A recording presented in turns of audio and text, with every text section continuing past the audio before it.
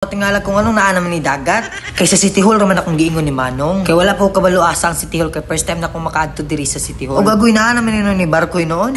Duli man guro ko niya magpagadian nong. Basin. Pero ingon ni Manong nalimtan na ako niya drop dito sa City Hall. Ug agad nalugi atong dusi no kay pang tour man dito ni sakyan nga jeep. Di ba? May nakita tayong train. Kay dali na naglakad para makasakay tayo. Pero kaso lang puno na daw kaya hindi na pwede.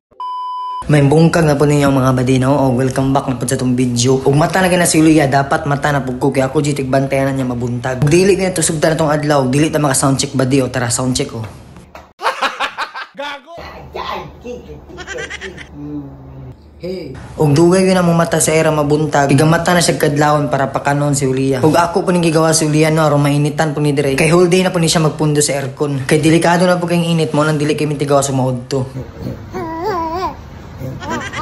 Mga 8 pa niya siya guys, pero grabe ng init, sakit na kayo. Kaya na siguro kung magluto sa ubos, kay murag makaluto naman ng initan eh. Mao nang pag-amping pumudya mga badi, kay grabe ng init ron. Ug humana na kog ligo ug kaon na kay mulakaw di taron. Ay, sabi niya, ay dumidig da.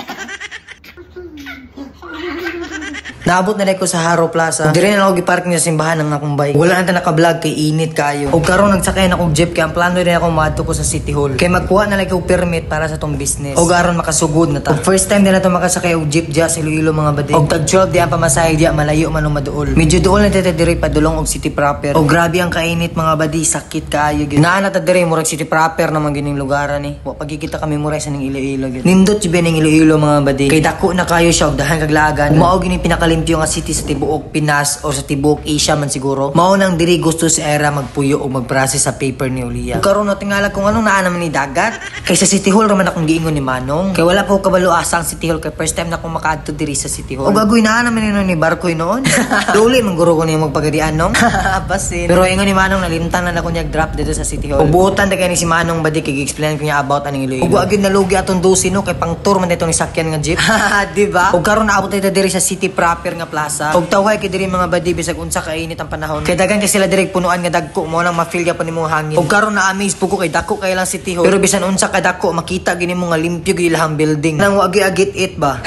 Di ba? Ug wala andi ko nag-video sa sulod kay basig bawal. Karon panaog na ko diri na ko ni agi sa hagdan. Kay medyo busy po dito sa elevator. Pero nindot kay lang City Hall kay tulo jud kabuk ang elevator. Dayon pagawas na pud di ay kuana. Ug karon nakagawas na ta. Dayon guys, to say bawal tayong makakuha ng permit kasi may sizing yung vehicle na pwede, yung sasakyan, parang bawal.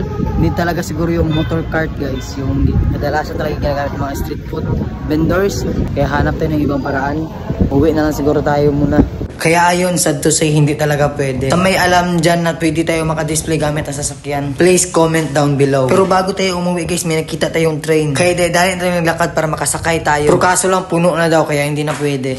Joke lang. Pero grabe talaga itong Iloilo guys, amazed talaga kami. Kasi ang daming mga historical at mga museum dito sa Iloilo. At kita nyo naman kung gaano nakaluma na train na ito. Pero hindi ko alam kung ano ang history nito, kaya comment kayo kung alam nyo. At meron ding statue dito ni Dr. Rizal at may simbahan din doon sa likod. At Plaza Libertad pala to dito. Kasi nakita ko sa sign eh.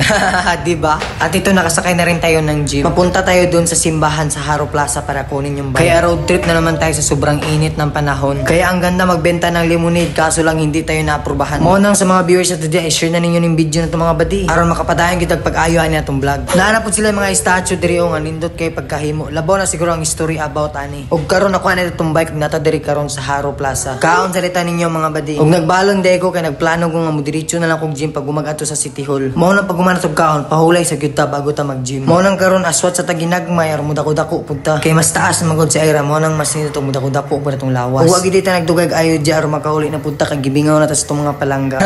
Di ba? Karon flex sa taginagmay, bahalag gamay basta na ma-flex ba. Ano naman na. Ug karon din ihapit sa ko dito sa Burger King kay paborito gining Ira mo nang palitan sa nato siya. Nag drive thru di ko guys bisag init kayo nga pwede ra man ta ko sa sulod mo order. Mo nang gilanta ko sa mga customer diyan nga murag nabuang na daw ko. Mao nang gingnan ako sila nga mas nabuang ko ni Ira. Nakuha na itong order diri sa Burger King no kaya mao na pauli na tana. Goodbye Burger King. Ug karong pauli na ko naade ko na realize nga atong views maabot man pog libo pero wala ta kawat og libo nga followers. Kulang kamo galantaw mo follow na pud mo guys. Di ba? Abot na diri guys. Kuya ay init ta kay Pinas. Manang mga gusto mo lang og Pinas ali na mo diri kay summer. Ug bago ko nisulod sa kwarto mga bandi, nag-half-bath na rin ako, nag-ilis na ko daan. Kaya dahan kitag mga strangers na tagbuan, kaya hadlock yung virus karon po. Ug ready na po din yung pagkawan mo ng dalawang trakaera. Ug mute din siya karon guys, kaya sakit yan tutunlan, pero na siya gina-take nga strep cells. Mo nang happy po na siya, kaya paborito ginanyang onion rings, ug ganang Whopper nga plant-based burger. Hi! Say hi to them!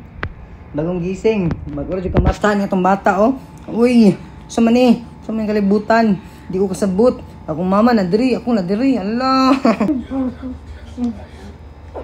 Ug diri ra dito ko to mo nang thank you for watching and see you again next time sa atong vlog. Goodbye.